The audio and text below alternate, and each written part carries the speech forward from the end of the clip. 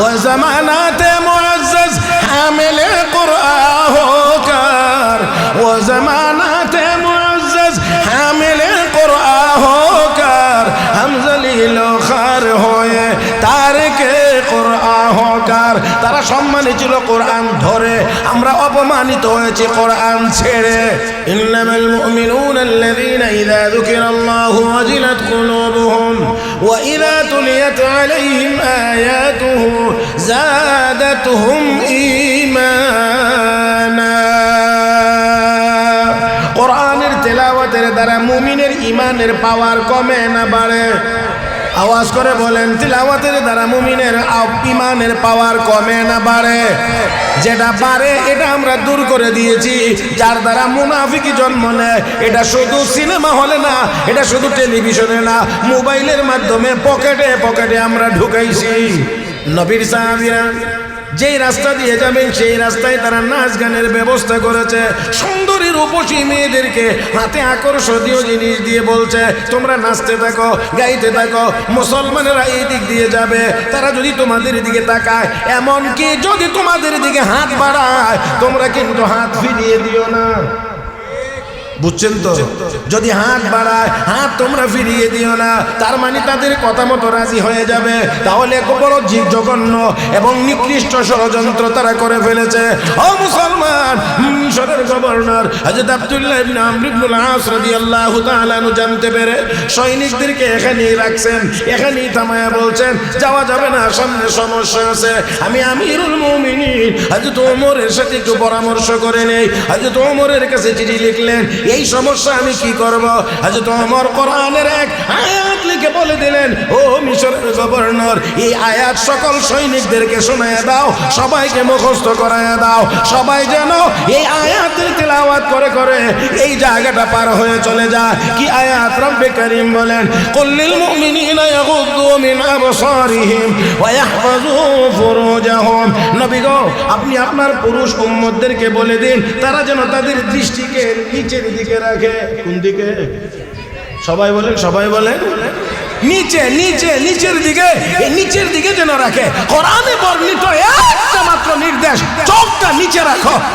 হযরত আব্দুল্লাহ ইবনে আমর ইবনে আস এই চিঠি পাইয়া সকল সৈনিকদেরকে হযরত ওমরের পক্ষ থেকে পাঠানো লেখা এই আয়াতের কথা শোনাইলেন যে আমিরুল মুমিনিন এই আয়াত আপনাদেরকে শোনাইতে বলছেন, আমি শোনাইয়া দিলাম। এই আয়াত আপনারা পড়বেন, এই আয়াতের বর্ণিত বিধানের উপরে আমল করে করে ওই জায়গাটা অতিক্রম করবেন। নবীর সাহাবীরা, মুসলিম সৈনিকেরা এবার এই আয়াত সবাই তেলাওয়াত শুরু করে দিয়েছেন। আর আয়াত নির্দেশ হলো দৃষ্টি উপরে থাকবে, হয় না? দৃষ্টি উপরে থাকবে না নিচে? নিচে, নিচে, নিচে। সবাই নিচের দিকে তাকায় এই আয়াত তিলাওয়াত করে করে যায়। ওরা নাচতেছে, গাইতেছে, বড় লাফালাফি ফালাফালি করতে আছে, কিন্তু একজন মুসলমানও তাদের দিকে তাকায় নাই, একজন মুসলমানও তাকায় না। সবাই এই অনুষ্ঠান পার হয়ে চলে যাচ্ছে। আল্লাহু আকবার কোন? আরো জোরে কোন?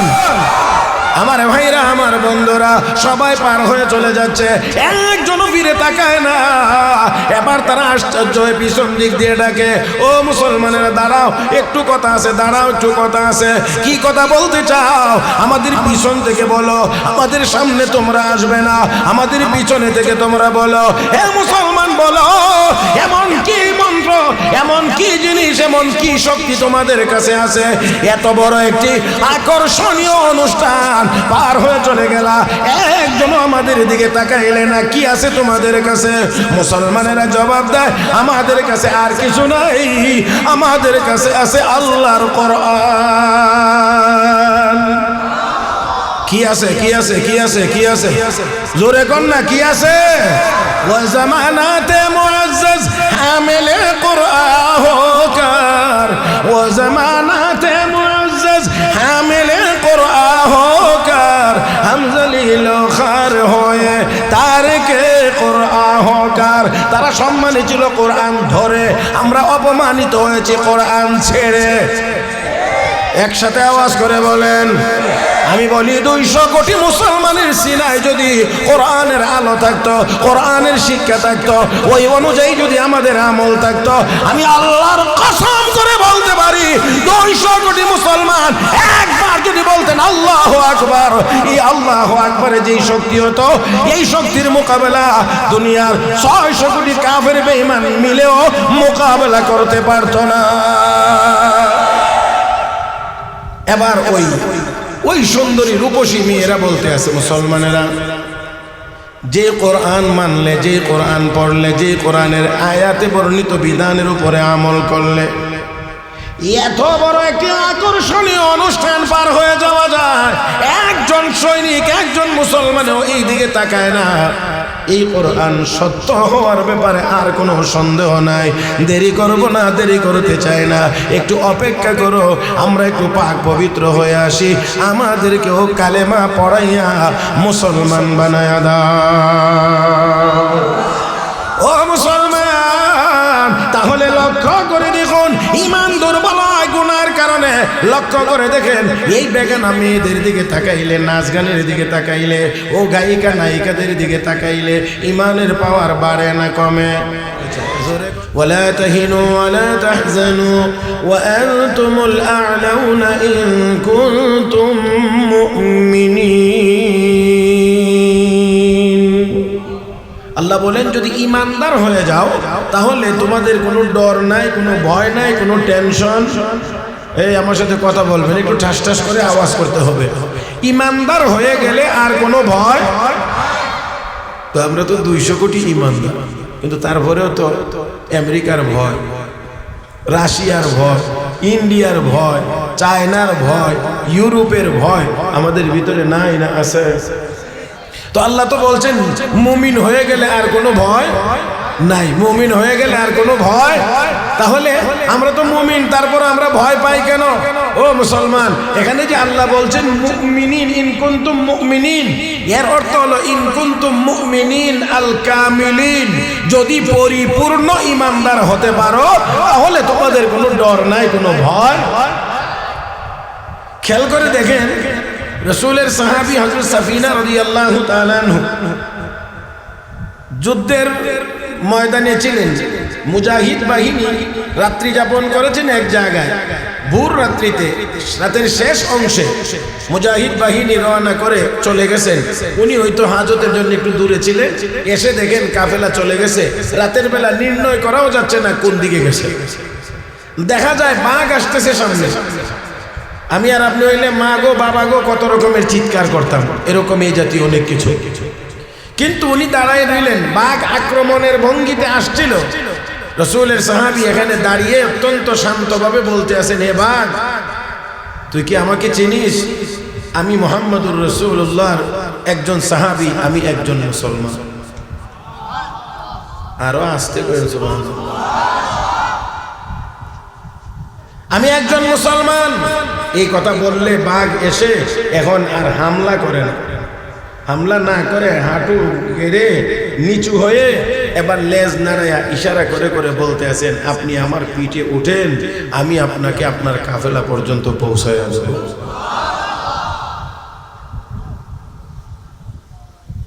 হযরত আবুল হাসান খিরকানি রাহমাতুল্লাহি আলাইহি, আগে তো সাহাবীর কথা শুনছেন, মনে মনে চিন্তা করবেন ওনারা তো নবীর সাহাবী ছিলেন। হ্যাঁ, তো আরো 400 বছর পরের বুজুর্গের কথা বলি। হযরত আবুল হাসান খিরকানি রাহমাতুল্লাহি আলাইহি জঙ্গলে গেছেন লাকড়ি কাটার জন্য। লাকড়ির বোঝাটা অনেক বড় হয়ে গেছে, আনবেন কেমন করে? কোনো গাড়ি, কোনো যানবাহন ওই যুগে নাই।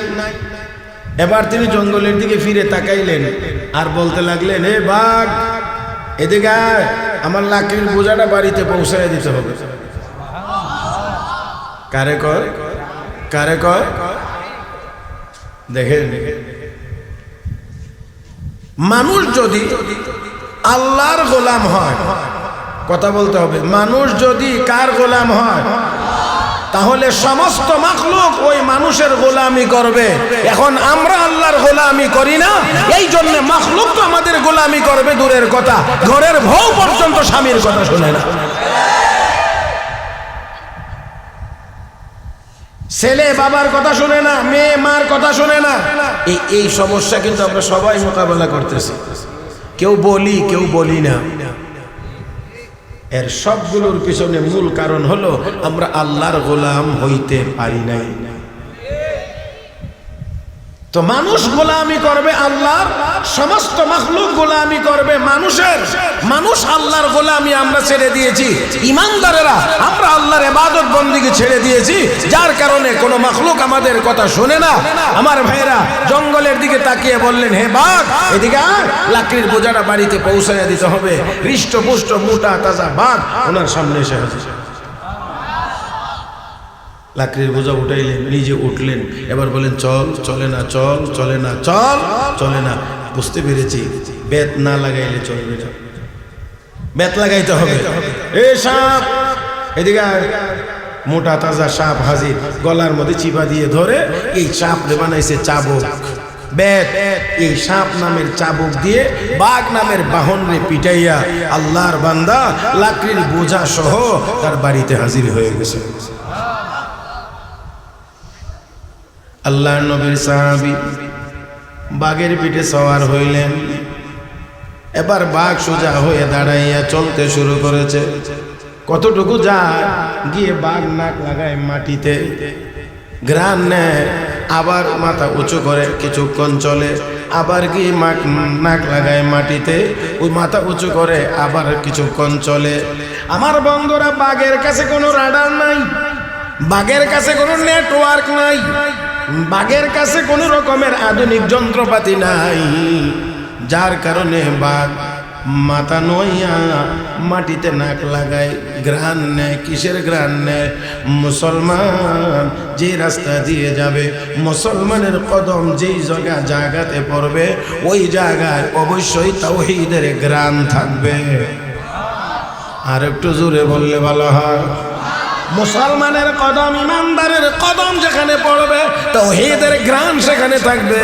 বাঘ নাক লাগাইয়া ওই ঘ্রাণ নিয়ে নিয়ে আল্লাহর নবীর সাহাবীকে তার কাফেলা পর্যন্ত পৌঁছে দিয়েছে। ও মুসলমান, আমরা তো ওই জাতির নাম যারা বাঘের পিঠে সওয়ার হয়ে গন্তব্যে গিয়েছি। আমরা বাঘের পিঠে সওয়ার হয়ে গন্তব্যে গিয়েছি। আমরা নামাজের মুসল্লা বিছাইয়া নদী পার হয়েছি। আমরা আল্লাহু আকবারের আওয়াজ দিয়ে বাতিলের মসনদ ভেঙে চুরমার করে দিয়েছি। সেই মুসলমান 200 কোটি মুসলমান 60 লাখ ইহুদির সামনে মাথা নত করে চলতে পারে না। আমার ভাইরা, আমার বন্ধুরা, তাহলে আসুন, আমাদের দুর্বলতা কোন জায়গায়? আমি যদি এক কথায় বলি, আমাদের মূল দুর্বলতার জায়গাটা হলো আমাদের গুনাহ, আমাদের গুনাহ, আমাদের গুনাহ। আমাদের গুনাহের কারণে আমাদের ঈমানের হালত বড় দুর্বল। আরে একটু জোরে কান, আমাদের ঈমানের হালত বড় দুর্বল, যার কারণে আমরা যা করার দরকার তা করতে পারি না। ও মুসলমান, ঈমান যদি কারো দুর্বল না থাকে, ঈমান যদি কারো সবল না থাকে, ঈমান যদি দুর্বল হয়, তাহলে কোনো বাতিলের সামনে দাঁড়াইয়া ন্যায্য কথা বলতে পারবে। তাহলে বর্তমান দুনিয়ায় আমরা এত মুসলমান, তারপরেও আমরা দুর্বল কেন? একমাত্র কারণ হলো আমাদের ঈমান দুর্বল, আমাদের ঈমান দুর্বল। আর ঈমান দুর্বল হয় গুনাহের কারণে। কিসের কারণে? বলেন বলেন, আওয়াজ করে বলেন, কিসের কারণে? গুনার কারণে।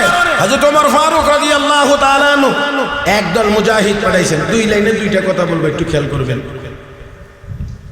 একটা করণীয়, একটা বর্জনীয়, এই 2 লাইনে 2টা কথা বলবো। হযরত ওমর ফারুক রাদিয়াল্লাহু তাআলা আনহু, দুটোটাই ওনার খেলাফতের সময়। হযরত ওমর ফারুক রাদিয়াল্লাহু তাআলা আনহু একদল মুজাহিদকে জিহাদের ময়দানে পাঠাইছেন। যেই এলাকায় যুদ্ধ করতে যাবেন, সেই এলাকার মানুষ জানতেছে, সংবাদ পাইছে, খবর পাইছে হযরত ওমরের বাহিনী আসতেছে। ভয়ে তারা আগেই থরথর করে কাঁপা শুরু করে দিয়েছে। এখন কি করা যায়? মুসলমান বিমানের শক্তি দিয়ে জিহাদ করে না ঈমানের শক্তি দিয়ে করে? বিমান হইলে বিমান গুলি করে ভূপাতিত করতে পারলে বিজয়ী হওয়া যায়, কিন্তু ইমানদারের ইমানের মোকাবেলায় কি করলে বিজয়ী হওয়া যাবে? যেমন বিমান ধ্বংস করলে বিজয়ী হওয়া যায়, মুসলমানের বেলায় যদি মুসলমানের ইমান নষ্ট করা যায় তাহলেই বিজয়ী হওয়া যায়। এই জন্যে কি করবে? তারা চিন্তা ভাবনা করেছে এদের মোকাবেলা করা সম্ভব না, কাজেই তারা যেই শক্তিটা নিয়ে আসতেছে এই শক্তিটা যদি ভেঙে দেওয়া যায় তাইলেই কেবল আমরা বিজয়ী হতে পারবো। তাহলে এই শক্তিটা কেমনে ভাঙ্গা যাবে, কেমনে ভাঙ্গা যাবে? খেয়াল করবেন, লক্ষ্য করবেন, তারা চিন্তা করে দেখেছে সৈনিকেরা অনেক দিন থেকে বাড়ি ছাড়া। এটা যারা বুঝবার বয়স হয়েছে তারা বুঝে নেবেন, আর যাদের বয়স হয় নাই এরা এটা বোঝানোর বেশি দরকার নেই। সৈনিকরা অনেক দিন থেকে বাড়ি ছাড়া, এই জন্যে তাদের সামনে যদি সুন্দরী রূপসী মেয়েদেরকে নাচ গানের আসর জমায়া তাদের সামনে দেওয়া যায় তাহলে হয়তোবা তারা এইদিকে আকৃষ্ট হতে পারে, আর এই দিকে যদি আকৃষ্ট হয় তাহলে ইমানের পাওয়ার নষ্ট হয়ে যাবে। যদি এতটুকু কথা বুঝে থাকেন তাহলে বলেন তো দেখি, নাচ গানের দ্বারা মুসলমানের ইমান তাজা হয়? এত আসতে বললে হবে না। নাচ গান, সিনেমা, নাটক, এই জাতীয় এই সমস্ত জিনিসের দ্বারা ইমানদারের ইমান মজবুত হয় না ইমান দুর্বল হয়? এটা দুনিয়ার ইহুদি খ্রিস্টানরা, কাফের বেঈমানেরা জানে। এই জানার কারণেই ওই সিনেমা আবিষ্কার করে শেষ করে নাই, টেলিভিশন বানায়া শেষ করে নাই, শেষ পর্যন্ত মোবাইলে মোবাইলে প্রত্যেকটা মানুষের হাতে একটা, সারা দুনিয়ার যত যা আছে সব ঢুকায়া পকেটে পকেটে সিনেমা হল ঢুকায়। আর আমাদের যুবকেরা এই মোবাইল নিয়ে দিন রাত পড়ে থাকে। আমি বড় আক্ষেপ করে বলি, এমনও মুসলমানের সন্তান পাওয়া যাবে সারা জীবনেও সে আল্লাহর কোরআন শরীফের দিকে, কালামের দিকে এতটুকু সময় তাকিয়ে থাকে নাই। একদিনের ভিতরে যতটা সময় সে মোবাইলের দিকে তাকায় রয়েছে। তারা এতটা সফল হয়েছে এই জায়গাতে, তারা এতটাই সফল হয়েছে যে এই সফলতার বর্ণনাও যদি আমরা দিতে যাই তো লজ্জায় মাথা নিচু হয়ে যাবে, এতটা তারা সফল হয়েছে। মুহতারাম হাজিরিন, সব বলা যাবে না, বলাটা বড় মুশকিল। সেই পরিবেশ এটা না, এই জন্য সব বলা যাবে না। একজন মানুষ, একজন ছেলে, একজন মেয়ে যতটা বয়স হলে দুনিয়ার বিভিন্ন জগৎ সম্পর্কে জানার কথা, তার চেয়ে অন্তত 10 বছর 15 বছর আগেই সব কিছু জেনে বসে থাকে। আমি অনেক দূরত্ব বজায় রেখে বলছি, বাকিটা আপনারা যদি বুঝেন তো বুঝেন, না বুঝলে এর চেয়ে নিকটে আর আসা আমার পক্ষে সম্ভব না। তারা এতটা সফল হয়েছে, এতটা সফল, আজকে বাচ্চাকে 2 লোকমা ভাত খাওয়াইতে হলে আগে তার হাতে মোবাইল দিয়ে গেমস দিতে হয়, তারপরে 2 লোকমা ভাত খাওয়ানো যায়। অবস্থা কোথায় গিয়ে দাঁড়িয়েছে? আল্লাহ তুমি আমাদের সবাইকে সহি বুঝ দান করো। তো গান বাজনার দ্বারা ইমান সবল হয়? বলেন না, গান বাজনার দ্বারা ইমান সবল হয়? হাদিস শরীফে আছে, বৃষ্টির পানি পাইলে জমিন উর্বর হয়ে, যেমন এখানে কি গজায়, ঘাস জন্মায়, গান বাজনার দ্বারা কলবের ভিতরে তেমন ভাবে মুনাফিকি জন্ম নেয়, মুনাফিকি। যার কারণে আজকে তাকায় দেখবেন নামে মুসলমান, কাজের বেলায় 100% মুনাফিকি স্বভাব। রাগ না করলে, যদি রাগ না করেন তাহলে বলবো, হাদিস শরীফে আল্লাহ রাসূল বলছেন আয়াতুল মুনাফিকি সালাস, মুনাফিকের আলামত 3টা। মিথ্যা কথা বলে। বলেন দেখি এখন আমরা কি পরিমাণ মিথ্যা কথা বলি? ছোট বলেন, বড় বলেন, মুরব্বী বলেন, এই বলেন, ওই বলেন, নামাজি বলেন, বেনামাজি বলেন, সবাই মিথ্যা বলি। এর অর্থ এই না যে নামাজের দোষ না, যে মিথ্যা বলে নামাজ পড়ার পরেও বুঝতে হবে তার নামাজ ঠিক মতো হয় না। আর একটা কথা যদি না বলি তাহলে তো এটা হয়ই না। মিথ্যা কথা যত বেশি বড় মজলিসে, যত বেশি সুন্দর গুছায়া গাছায়া বলা যায়, বাংলাদেশে মাশাআল্লাহ এরা বড় বড় চেয়ার পায়। মিথ্যা কথা বলে, মিথ্যার সরাসরি, এখন মিথ্যা ছাড়া কোনো কথাই যেন নেই। 2 নাম্বার হলো ওয়া ইযা তুমিনা খানা, আমানত নিয়ে, আমানত পাইলে, আমানত রাখলে আমানতের কি করে? খেয়ানত করে। ওয়াদা করলে ওয়াদা লঙ্ঘন করে, ওয়াদা করলে ওয়াদা লঙ্ঘন করে। তাহলে সবগুলো বদ আমল আমাদের মধ্যে নাই না পুরাপুরি আছে? তাহলে দেখেন মুনাফিকি স্বভাব আমাদের মধ্যে কি পরিমাণ জন্মাইছে। মসজিদের ভিতর থেকে, মসজিদের ভিতরে কথা বলে আসছে, বারান্দায় এসে আমি এমনি খুশি। বাজারে হাঁটে 5 জন 10 জনের সামনে বলে আসার পরেও বাড়িতে এসে না আমি তো এমনি বলছি। আল্লাহ তুমি মাফ করো, আল্লাহ তুমি মাফ করো, আল্লাহ তুমি হেদায়েত দান করো। মুহতারাম হাজিরিন, তাহলে গান বাজনার দ্বারা মুনাফিকি জন্ম হয়। আর নবী বলছেন, কোরআনে স্বয়ং আল্লাহ নিজে বলেছেন, ইন্নামাল মুমিনুনা আল্লাযীনা ইযা যুকিরাল্লাহু ওয়াজিলাত কুলুবুহুম ওয়া ইযা তুলিয়াত আলাইহিম আয়াতুহু যাদাতুহুম ঈমানা। কোরআনের তেলাওয়াতের দ্বারা মুমিনের ঈমানের পাওয়ার কমে না বাড়ে? আওয়াজ করে বলেন, তিলাওয়াতের দ্বারা মুমিনের ঈমানের পাওয়ার কমে না বাড়ে? যেটা বাড়ে এটা আমরা দূর করে দিয়েছি। যার দ্বারা মুনাফিকি জন্ম নেয়, এটা শুধু সিনেমা হলে না, এটা শুধু টেলিভিশনে না, মোবাইলের মাধ্যমে পকেটে পকেটে আমরা ঢুকাইছি। আল্লাহ আমাদের বুঝার তৌফিক দান করুন। নবীর সাহাবীরা যেই রাস্তা দিয়ে যাবেন সেই রাস্তায় তারা নাচ গানের ব্যবস্থা করেছে। সুন্দরী রূপসী মেয়েদেরকে হাতে আকর্ষণীয় জিনিস দিয়ে বলছে, তোমরা নাচতে থাকো, গাইতে থাকো। মুসলমানেরা এই দিক দিয়ে যাবে, তারা যদি তোমাদের দিকে তাকায়, এমনকি যদি তোমাদের দিকে হাত বাড়ায়, তোমরা কিন্তু হাত ফিরিয়ে দিও না। বুঝছেন তো? যদি হাত বাড়ায়, হাত তোমরা ফিরিয়ে দিও না। তার মানে তাদের কথা মতো রাজি হয়ে যাবে। তাহলে বড় জঘন্য এবং নিকৃষ্ট ষড়যন্ত্র তারা করে ফেলেছে। ও মুসলমান, মিশরের গভর্নর হযরত আব্দুল্লাহ ইবনে আমর ইবনে আল-আস রাদিয়াল্লাহু তাআলা আনহু জানতে পেরে সৈনিকদেরকে এখানেই রাখছেন, এখানেই থামায়া বলছেন, যাওয়া যাবে না, সামনে সমস্যা আছে।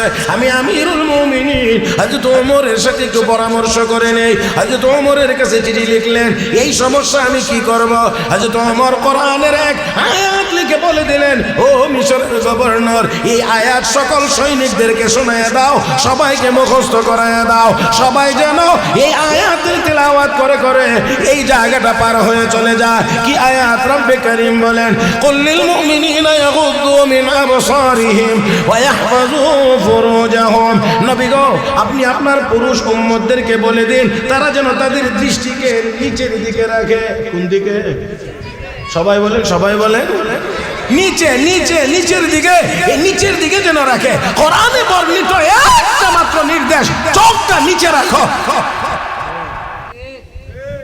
হযরত আব্দুল্লাহ ইবনে আমর ইবনে আল-আস এই চিঠি পাইয়া সকল সৈনিকদেরকে হযরত ওমরের পক্ষ থেকে পাঠানো লেখা এই আয়াতের কথা শোনাইলেন যে, আমিরুল মুমিনিন এই আয়াত আপনাদেরকে শোনাইতে বলছেন, আমি শোনাইয়া দিলাম। এই আয়াত আপনারা পড়বেন, এই আয়াতের বর্ণিত বিধানের উপরে আমল করে করে ওই জায়গাটা অতিক্রম করবেন। নবীর সাহাবীরা, মুসলিম সৈনিকেরা এবার এই আয়াত সবাই তেলাওয়াত শুরু করে দিয়েছেন। আর আয়াত নির্দেশ হলো, দৃষ্টি উপরে থাকবে, হয় না?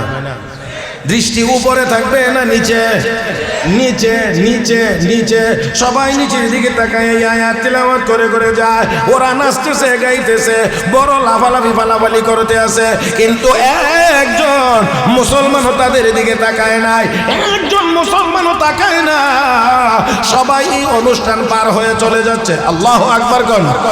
আরো জোরে কোন?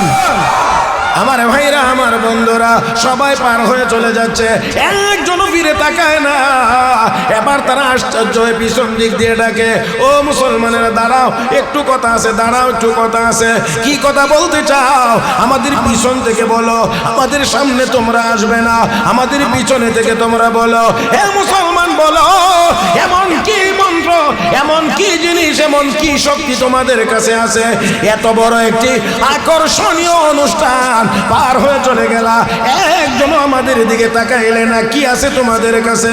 মুসলমানেরা জবাব দেয়, আমাদের কাছে আর কিছু নাই, আমাদের কাছে আছে আল্লাহর কোরআন। কি আছে? কি আছে? কি আছে? কি আছে? জোরে কর না, কি আছে? ওয়া জামানাতে মুআজ্জাজ হামিলে কুরআন হোকার, ওয়া জামানাতে মুআজ্জাজ হামিলে কুরআন হোকার, হামজা লিল খার হয়ে তারকে কুরআন হোকার। অহংকার, তারা সম্মানী ছিল কোরআন ধরে, আমরা অপমানিত হয়েছি কোরআন ছেড়ে। একসাথে আওয়াজ করে বলেন। আমি বলি 200 কোটি মুসলমানের সিনায় যদি কোরআনের আলো থাকতো, কোরআনের শিক্ষা থাকতো, ওই অনুযায়ী যদি আমাদের আমল থাকতো, আমি আল্লাহর কসম করে বলতে পারি 200 কোটি মুসলমান একবার যদি বলতেন আল্লাহু আকবার, এই আল্লাহু আকবারে যেই শক্তি হতো, এই শক্তির মোকাবেলা দুনিয়ার 600 কোটি কাফের বেঈমান মিলেও মোকাবেলা করতে পারতো না।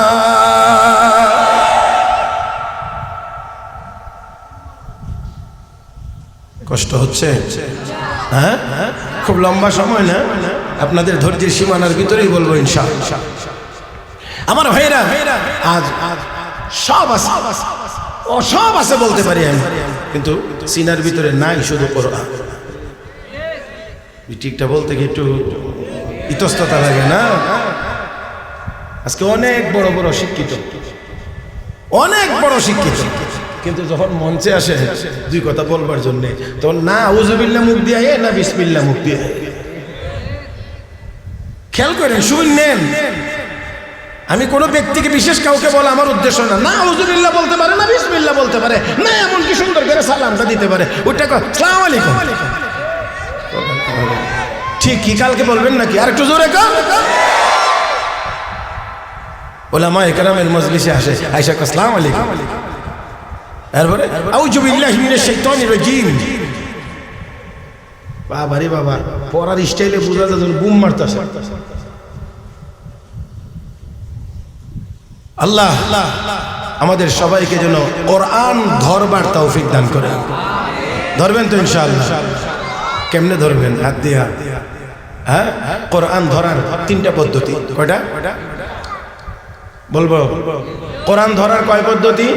1 নাম্বার কোরআনের তেলাওয়াত করা। বলেন বলেন, কি করা?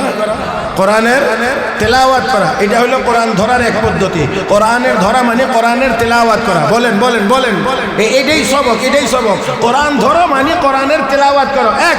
2 নাম্বার হলো কোরআন ধরো মানে কোরআনের বিধান অনুযায়ী জীবন পরিচালিত করো। এটা হলো কোরআন ধরার দ্বিতীয় পর্যায়, দ্বিতীয় নমুনা, দ্বিতীয় স্তর। কোরআনের তেলাওয়াত করা, কোরআনের বর্ণিত বিধান অনুযায়ী জীবন পরিচালিত করা। নাম্বার 3, কোরআনের প্রতিষ্ঠান, কোরআনের কেন্দ্র, কোরআনের মার্কাজগুলোকে আর্থিক সহযোগিতা করা। কয়টা বলছি? কোরআন ধরো 1 নাম্বার, কোরআনের তেলাওয়াত করো। কোরআন ধরো 2 নাম্বার, কোরআনের বর্ণিত বিধানগুলো পালন করো। কোরআন ধরো 3 নাম্বার হলো কোরআনের প্রতিষ্ঠানগুলোকে সাহায্য করো। আল্লাহ সবাইকে তৌফিক দান করুন। মনে আসেনি আপনাদের? তোমাদের কাছে কি আছে? এমন কি শক্তি তোমাদের কাছে রয়েছে যেই শক্তি থাকলে এমন একটি আকর্ষণীয় অনুষ্ঠান পার হয়ে যাওয়া যায়? আমাদের কাছে আর কোনো শক্তি না, আমাদের কাছে আছে কোরআন।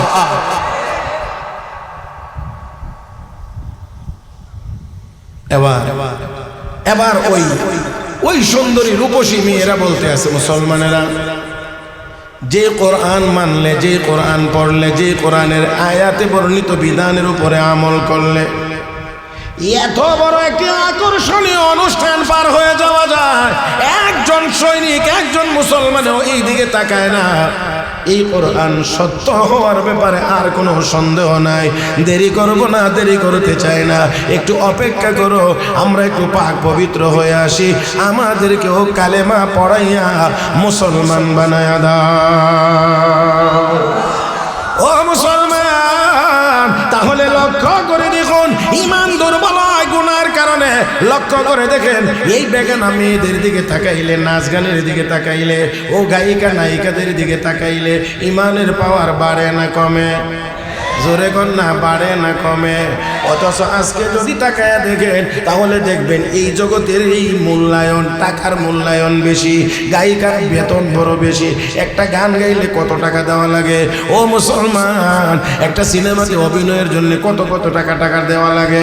আমার বন্ধুরা, বর্তমান দুনিয়ায় উপার্জন করার যত পদ্ধতি আছে, সব পদ্ধতির মধ্যে সবচেয়ে বেশি টাকা হলো এই গান বাজনার জগতে।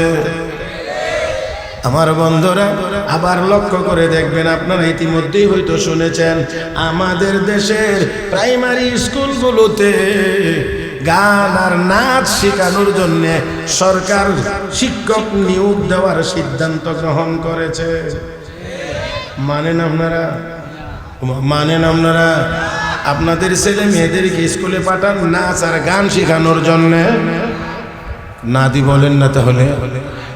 স্কুলে আপনার আমার ছেলে মেয়েদেরকে ভর্তি করি নাচ গান শেখানোর জন্য, তাহলে আমরা বলবো সরকারকে অনুরোধ করব অনতি বিলম্বে এই 94% মুসলমানের দেশের 94% মুসলিম শিক্ষার্থীদেরকে নাচ গান শেখানোর জন্য যেই শিক্ষক নিয়োগ দেওয়ার সিদ্ধান্ত নেওয়া হয়েছে তা অবিলম্বে বাতিল করা হোক।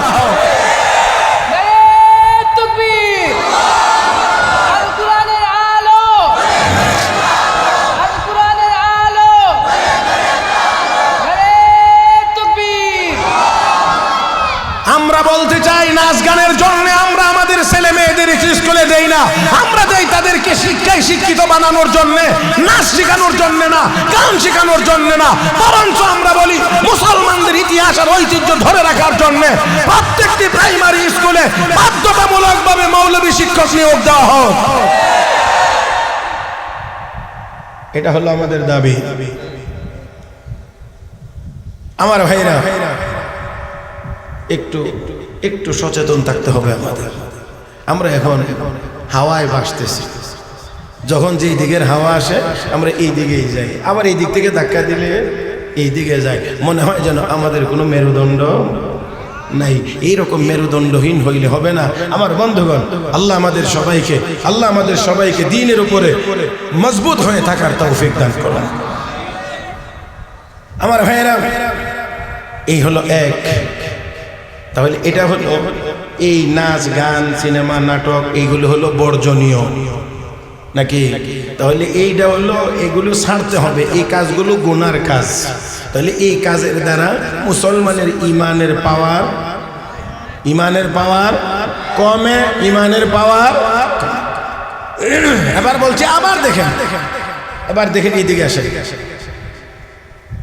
হযরত ওমরের খেলাফতের সময় একদল সৈনিক যুদ্ধের ময়দানে জিহাদ করতেছিলেন। জিহাদ হচ্ছে সুন্দর, কিন্তু বিজয়ী হতে পারতেছিলেন না। সেনাপতি হযরত ওমরের কাছে চিঠি লিখলেন, আরো কিছু সৈনিক দেওয়া হোক, আরো কিছু সৈনিক দেওয়া হোক। হযরত ওমর, আমরা বিজয়ী হতে পারছি না। হযরত ওমর চিঠির উত্তরে লিখলেন, সৈনিক আর দেওয়া হবে না, বিজয়ী যে হতে পারতেছো না, একটু তালাশ করে দেখো আমলের কোথাও ত্রুটি হয়েছে কি।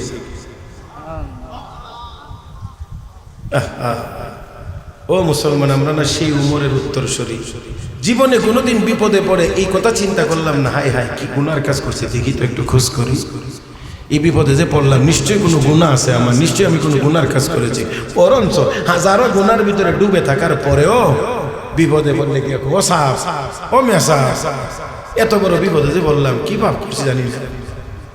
নামাজ পড়ে কি পাপ করছে জানে না, বাড়ি ঘরে পর্দার কোনো নাম নিশানাও নাই, তারপরও কি পাপ করছে জানে না। ঘরে বড় রঙিন টেলিভিশন আছে, তারপরও কি পাপ করছে জানে না। ও মুসলমান, তাহলে আর কি পরিমাণ পাপ করলে উনি জানতে পারবেন যে উনি পাপ করছে? এবার চিন্তা করে দেখেন কি পরিমাণ অনুভূতি আমাদের নষ্ট হয়ে গেছে।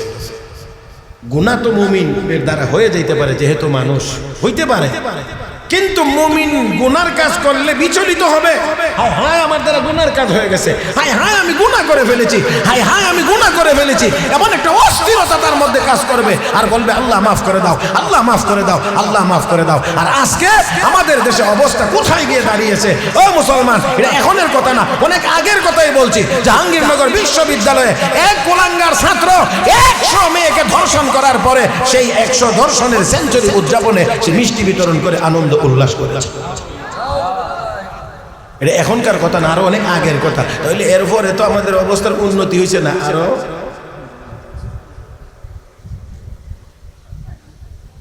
তাই আসুন, হযরত ওমর চিঠি লিখলেন, আমলের কোথাও ত্রুটি আছে। ইমামুল মুফাসসিরিন আল্লামা ইমাম কুরতুবী রাহমাতুল্লাহি আলাইহি ফাকালা মালিয়া লা আরাল হুদহুদ আম কানা মিনাল গায়িবিন ফাকালা মালিয়া, এই মালিয়ার ব্যাখ্যা করতে গিয়ে ইমাম কুরতুবী লিখেছেন আল্লাহ ওয়ালাদের বৈশিষ্ট্য হলো, আল্লাহ ওয়ালাদের বৈশিষ্ট্য হলো ইদা ফাকাদু আমালাহুম তাফাক্কাদু আমালাহুম, তারা যখন গন্তব্যে পৌঁছতে পারে না তখন তাদের নিজেদের আমলের উপরে জরিপ করে আমার আমলের কোথায় ত্রুটি হয়েছে। হযরত ওমর নির্দেশ দিয়ে বললেন দেখো নিশ্চয়ই আমলের কোথাও ত্রুটি হয়েছে কোথাও। সেনাপতি চিঠি পাইয়া এবার সৈনিকদেরকে নির্দেশ দিলেন দেখো আমাদের আমলের কোথায় ত্রুটি হয়েছে। খুঁজে খুঁজে খুঁজে খুঁজে খুঁজে গিয়ে বের করলেন, পাইলেন যুদ্ধের ব্যস্ততার কারণে নবীর সুন্নতের আমল, সুন্নত আমল মেসওয়াক ছুটে গেছে। কোন আমল ছুটছে? ফরজ আমল, ওয়াজিব, সুন্নত। আমরা তো এখন সুন্নতের কোনো তোয়াক্কাই করি না, আরো মুখ ভেঙছে তার মানে এটার কোনো দরকার, এটা মানে তুচ্ছ করে নবীর সুন্নতকে বিদায় করে দিচ্ছি। সুন্নত আমল মেসওয়াক ছুটে গিয়েছে। এই মেসওয়াক ছুটে যাওয়ার কারণে যুদ্ধ করতেছেন, বিজয়ী হতে পারছেন না। খেলাফে পয়গম্বর কাছে রাহ গুজির, খেলাফে পয়গম্বর কাছে রাহ গুজির کہ ہرگز بمنزل نخواہد رسید تو کو جاؤ سنت احمد کو جا با محمد کی بود نسبت ترا। তুমি কোথায়? তোমার নবীর সুন্নত কোথায়? তুমি কোথায়? ও মুসলমান আমরা কোথায় আর আমাদের নবীর সুন্নত কোথায়? অথচ নবীর সাহাবীকে বলা হয়েছিল ও গো আল্লাহর নবীর সাহাবী আপনি যে পার মধ্যখানে মধ্য হাঁটু পর্যন্ত কাপড় উঠায় রেখেছেন, এটা যদি দেখে যেখানে যাচ্ছেন তারা আপনাকে বেকুফ মনে করবে। এই জন্যে আপনার এই জামাটা, এই পায়জামাটা আর একটু নিচে নামায়া যান, গিরার উপরেই থাকবে তবে আর একটু নিচে নামান। আল্লাহ নবীর সাহাবী তখন ধমক দিয়ে বলেছিলেন আতরুকু সুন্নাত হাবিবি লিহাউলা উল হুমাকা, এই সকল আহমকদেরকে সন্তুষ্ট করতে গিয়ে আমি কি আমার নবীর সুন্নত ছেড়ে দেব? না না, হতে পারে না। দুনিয়ার কোন কাফের বেঈমানকে সন্তুষ্ট করার জন্য নবীর দুর্বল থেকে দুর্বলতম একটি সুন্নত ইমানদার ছেড়ে দিতে পারে না। আমার ভাইরা, আমার বন্ধুরা, তাই আসুন নবীর সাহাবীরা খুঁজে পাইলেন মেসওয়াক ছুটে গিয়েছে। সেনাপতি নির্দেশ দিলেন আর দেরি করা যায় না, নবীর সুন্নত বাদ দিয়ে বিজয়ী হওয়া যাবে না। তাই আসো তাড়াতাড়ি করো, আগে সুন্নতের উপরে আমল হোক। ও মুসলমান, সেনাপতি নির্দেশ দিলেন সবাই গিয়ে এবার ঢাল ভেঙে মেসওয়াক শুরু করলেন। মেসওয়াকের ঢাল সাধারণত এই আঙ্গুল পরিমাণ মোটা হয়, আধা হাত পরিমাণ লম্বা হয়। আমার ভাইয়েরা, এই মোটা আর এই লম্বা এই ডাল দিয়ে যখন দাঁত মাজা ব্রাশ করা মেসওয়াক করা শুরু হয়ে গেছে, আল্লাহর পক্ষ থেকে সাহায্য নাজিল হয়ে গেছে। অভিনব পদ্ধতি, তারা সাহাবীরা সৈনিকেরা দাঁত মাজে মেসওয়াক করে আঙ্গুল পরিমাণ মোটা ঢাল দিয়ে। কাফের বেঈমানেরা দেখে এই মোটা মোটা গাছ দিয়ে তারা দাঁত মাজে। আরে আল্লাহ আল্লাহ, আল্লাহু আকবার, একটু জোরে কোন সবাই মিলে একসাথে বলেন। এই পরিমাণ ঢাল দিয়ে মেসওয়াক করে তারা দেখে এই বড় বড় মোটা মোটা গাছ দিয়ে। আচ্ছা বলেন দেখি, একটা তাল গাছ নিয়ে যদি কেউ দাঁত মাজতে মাজতে এই মুহূর্তে এই প্যান্ডেলের ভিতরে এসে ঢুকে, কেউ থাকবেন তো? এটা কি আমার আল্লাহর পক্ষে অসম্ভব? বিজ্ঞান যদি যন্ত্রের মাধ্যমে ছোট জিনিসকে বড় করে দেখাইতে পারে, কথা কয় না?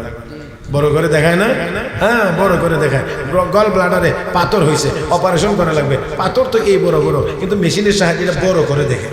কারণ বড় করে না দেখলে জায়গা মতো যন্ত্র পৌঁছাইতে পারবে না, কাজ করতে সুবিধা হবে না, এই জন্য বড় করে দেখা। ও মুসলমান, তো মানুষ যদি যন্ত্রের মাধ্যমে ছোট জিনিসকে বড় করে দেখাইতে পারে, তাহলে আমার আল্লাহ কি আল্লাহর হাবিবের সুন্নাত মেসওয়াকের ঢালটাকে মোটা গাছ বানায় দেখাইতে পারেন না? অবশ্যই পারেন। তারা দেখি মোটা মোটা গাছ দিয়ে মুসলমান দাঁত মাজে, একজন আরেকজনকে সর্বনাশ। এত মোটা যদি হয় ব্রাশ, তো নাস্তা কি পরিমাণ লাগবে? মুসলমানদের মেসওয়াক শেষ হওয়ার আগে আগেই ময়দান পরিষ্কার, আল্লাহ তাদের গলায় বিজয়ের মালা পরায় দিয়েছে। দুই লাইনে দুইটা কথা বললাম, তাহলে বোঝা গেল মেসওয়াক ছেড়ে দিলেও ইমানের পাওয়ার কমে। কথা কয় না রে, মেসওয়াকের মতো সুন্নাত ছেড়ে দিলেও ইমানের পাওয়ার কমে। আবার নাচ গান বাজনা টেলিভিশন এই জাতীয় যত কিছু আছে যা আছে সেইগুলোর সাথে জড়িয়ে গেলেও ইমানের পাওয়ার, বলেন না ইমানের পাওয়ার কমে কমে কমে কমে কমে। আমার ভাইয়েরা, তাহলে আমাদের মধ্যে দুনো দিক থেকেই সমস্যা আছে। এই দিক দিয়ে নেক আমল ছেড়ে দিয়েছি, সুন্নাত ছেড়ে দিয়েছি, এমনকি ফরজ আমলও আমরা ছেড়ে দিয়েছি।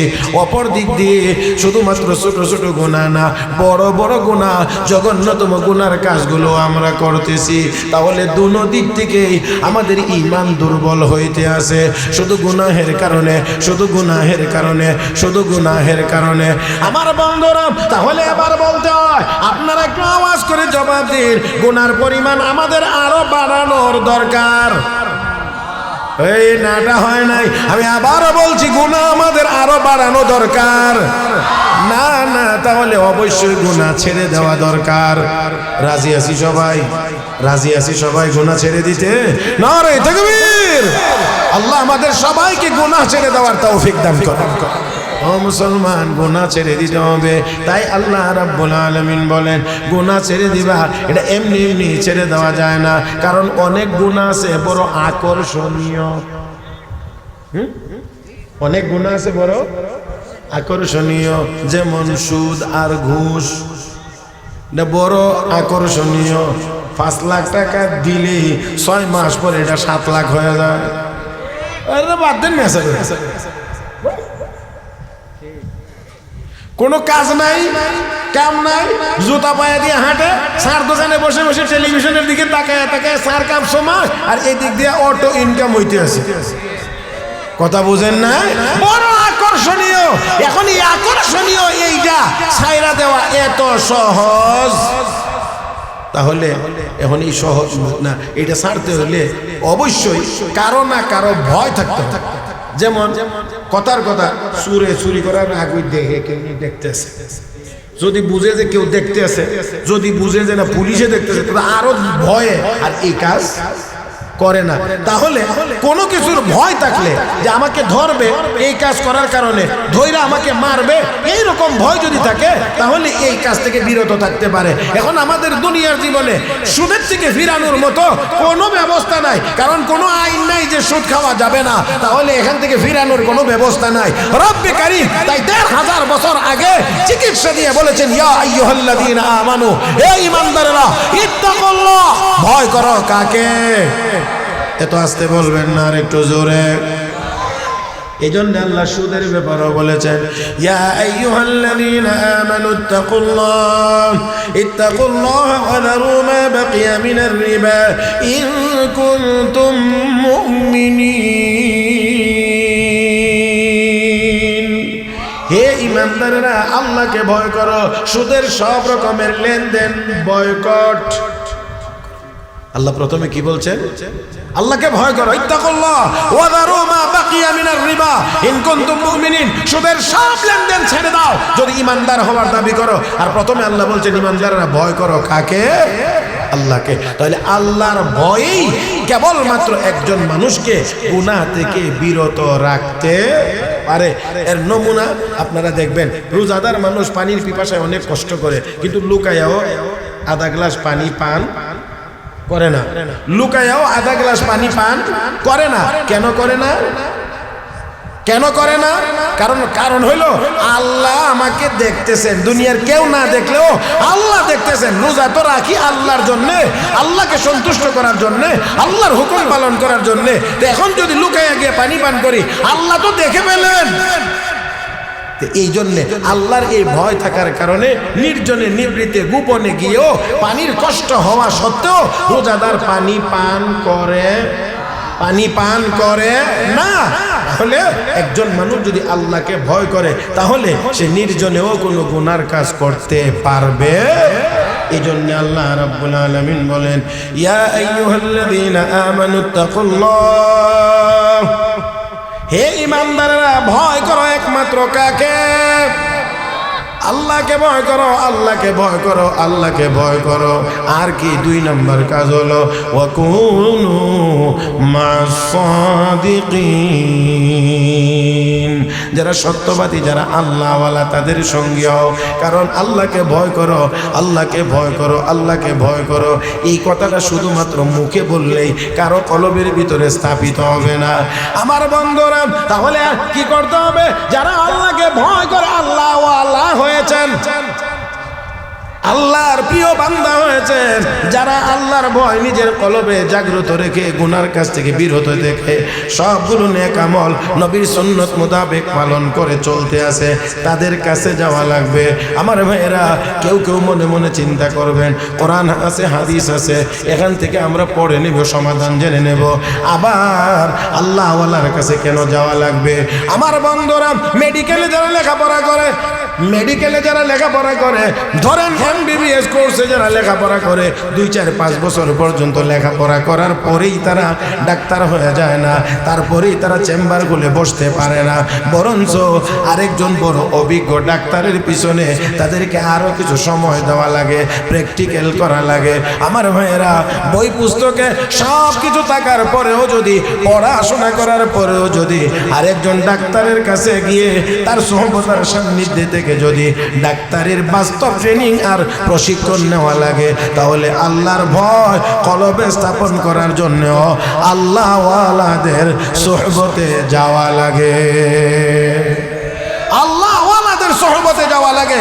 এমনিতেই হয় না, কারণ সাহাবায়ে কেরাম রিদওয়ানুল্লাহি তাআলা আলাইহিম আজমাইন শুধুমাত্রই কোরআন পড়েছেন এমন না, আল্লাহর নবীকে আল্লাহ নির্দেশ দিয়েছেন, হে নবী আপনার দায়িত্ব শুধু তেলাওয়াত করে শোনায়া দেওয়া না, শুধুমাত্র কোরআনের অর্থ বুঝাইয়া দেওয়া না, বরঞ্চ আপনার আরেকটা দায়িত্ব আছে, ওয়ায়ুযাক্কিহিম, আপনি তাদের আত্মশুদ্ধি করবেন, এটা আপনার কাজ, এটা আপনার কাজ। তাদের আত্মশুদ্ধ করবেন আর তাদের আত্মাকে পবিত্র করবেন। যত রোগ আছে আত্মার, এগুলোকে বের করে দিয়ে যে গুণগুলো আছে এই গুণগুলো তাদের কলবে ঢুকায়া তাদেরকে আপনি সুন্দর মানুষে রূপান্তরিত করবেন। আপনি এই মেহনত করবেন তাদের পিছনে। নবীকে আল্লাহ রাব্বুল আলামিন এই দায়িত্ব দিয়েছেন। তাহলে বোঝা গেল শুধু কোরআনের তরজমা আর অনুবাদ আর তাফসীর জানলেই একজন মানুষ হেদায়েতের মূল জায়গায় যাইতে পারে না, যতক্ষণ পর্যন্ত এই জাননেওয়ালা এবং মাননেওয়ালা কোনো আল্লাহওয়ালার সাথে সময় না পার করে। এই জন্য আল্লাহ রাব্বুল আলামিন আয়াতের মধ্যে ঘোষণা করেছেন, প্রথম নাম্বার, ইয়া আইয়ুহাল্লাযীনা আমানু, হে ঈমানদারগণ, ইত্তাকুল্লাহ, তোমরা ভয় করো কাকে? কাকে? আল্লাহকে, আল্লাহকে, আল্লাহকে, আল্লাহকে। আল্লাহকে যদি ভয় করে, আল্লাহকে যদি ভয় করে, তাহলে একজন মানুষ প্রকাশ্য গুনার কাজ করতে পারবে না, গোপনেও গুনার কাজ করতে পারবে না। আর যদি আল্লাহর ভয় না থাকে, শুধু লাঠি ডান্ডার ভয় থাকে, তাহলে লাঠি আছে যতক্ষণ অপরাধ থেকে বিরত থাকবে ততক্ষণ, লাঠি থাকবে না তো আর তারে অপরাধ থেকে ফেরানো যাবে না। এই জন্যে আল্লাহর ভয় ভিতরে থাকার প্রয়োজন। কোরআন হাদিসের শিক্ষা এটাই যে আল্লাহকে ভয় করো, কারণ আল্লাহ সব জায়গায় আছেন, সবকিছু দেখেন, সবকিছু শুনেন, কাজেই উনাকেই ভয় করো, ওনার ভয়ে গুনার কাজ ছাড়ো। কথা বলেন ঠিক কিনা? ওনার ভয়ে গুনার কাজ ছাড়ো, কারণ আল্লাহ সব জানেন, সব দেখেন। মুহতারাম হাজিরিন, তাহলে আসুন এই যে দুইটা কথা বললাম, গুনার কাজ ছাড়তে গিয়ে আল্লাহকে ভয় করো, আল্লাহওয়ালাদের সান্নিধ্যে যাও, এই দোনো রকম আরো আছে, তবে এই দোনো রকমের মেহনত চলে আলহামদুলিল্লাহ আমাদের এই কওমি মাদ্রাসা। এটা শুধু পড়ানো হয় না, বাস্তব জীবনে বাস্তবায়নও করা হয়। আমাদের মাদ্রাসাগুলোর ভর্তি ফরমে পর্যন্ত লেখা আছে, অন্যের জিনিস যত ছোটই হোক না কেন অনুমতি ছাড়া ব্যবহার করা যাবে। অন্যের জিনিস যত ছোটই হোক না কেন অনুমতি ছাড়া ব্যবহার করা যাবে না। মুহতারাম হাজিরিন, এইভাবে করে এই প্রশিক্ষণ দেওয়া হয়, এই প্রশিক্ষণ দেওয়া হয় আমার ভাইয়েরা। আর এই মাদ্রাসাগুলোতে, আমাদের এই মাদ্রাসাগুলোতে শুধুমাত্রই কিতাব পড়ায়া ছেড়ে দেওয়া হয় না, কিতাবে যা পড়ানো হয় তা আমলের প্র্যাকটিস ছোটকাল থেকেই করা হয়। আরে মিয়া, যে সময় আমলের কথা শিখছেও না, এই সময় আমলের প্র্যাকটিস হয়। নুরানিতে ভর্তি হয়েছে মাত্র, এত এখনো কিচ্ছুই জানে না, কিছুই জানে না, লেখাপড়া কিছুই করে না, এখনো মাত্র ভর্তি হয়েছে। ওর মাথায় টুপি আছে, ওর মাথায় সময়ে সময়ে পাগড়ি আছে, ওরও একটা মেসোয়াক আছে, ওর পকেটে গিয়ে দেখবেন একটু টিস্যু মিশু আছে, সুন্নতি জামা আছে, নামাজের সময় হলে মসজিদে নামাজ আছে। তাহলে এবার চিন্তা করেন, আমলের প্রশিক্ষণ, আমলের ট্রেনিং আমাদের এই মাদ্রাসাগুলোতে আলহামদুলিল্লাহ সমানে না, বরঞ্চ এলেমের চাইতেও আমলের প্রশিক্ষণের গুরুত্ব আরো বেশি। কারণ এলেম অর্জন করতে পারবে আল্লাহ যাকে যতটুকু মেধা দিয়েছেন, যতটুকু যোগ্যতা দিয়েছেন সেই অনুযায়ী, কিন্তু আমলের প্রশিক্ষণের মধ্যে কোনো রকমের শিথিলতা নাই, কোনো রকমের দুর্বলতা নাই। এই জন্য আল্লাহর ফজল করমে আমাদের এই মাদ্রাসাগুলো থেকে যারা লেখাপড়া করে বের হয়ে যায়, মাদ্রাসায় থাকাকালীন সময়ে মাদ্রাসার বাইরে গিয়ে কর্মরত অবস্থায় আমাদের এই কওমি মাদ্রাসার কোনো ছাত্র, শিক্ষক, মাদ্রাসার মুতামিম, মাদ্রাসার সাধারণ শিক্ষক, মসজিদের ইমাম, মুয়াজ্জিন, আল্লাহর ফজল করমে একজনকেও আজও পর্যন্ত সারা বাংলাদেশের কোথাও মদের বোতল হাতে পাওয়া যায় না, একজনকেও পাওয়া যায় না। তার কারণ এখানে তালিম দেওয়া হয়, শিক্ষাটা দেওয়াই হয় এটা যে তুমি ভয় করো সবসময় কাকে, সবসময় কাকে ভয় করো? আল্লাহকে ভয় করো, আর আল্লাহ ওয়ালাদের সঙ্গী হও, আল্লাহ ওয়ালাদের সঙ্গী হও। তো আমাদের এখানে তো আলহামদুলিল্লাহ যারা আসাতিজা কেরাম থাকেন তারা তো আলহামদুলিল্লাহ আল্লাহ ওয়ালা, কারণ তারা নিজেরা যেমন করে কোরআন হাদিস পড়েছেন সেই অনুযায়ী নিজেরা আমল করেন, ছাত্রদেরকেও সেইভাবে তারা আমল করান, সেইভাবে নামাজ পড়ান, সেইভাবে প্রশিক্ষণ দেন। এই জন্যে এই মাদ্রাসাগুলো টিকে থাকার দরকার নাই না আছে? জোরে কর না, নাই না আছে? আমার ভাইয়েরা, তাহলে আমাদেরকে এই মাদ্রাসার পাশে দাঁড়াইতে হবে। হযরত মাওলানা আব্দুল্লাহ বাহুবলী সাহেব দামাত বারাকাতুহুল আলিয়া, উনি আলহামদুলিল্লাহ আমার চেয়ে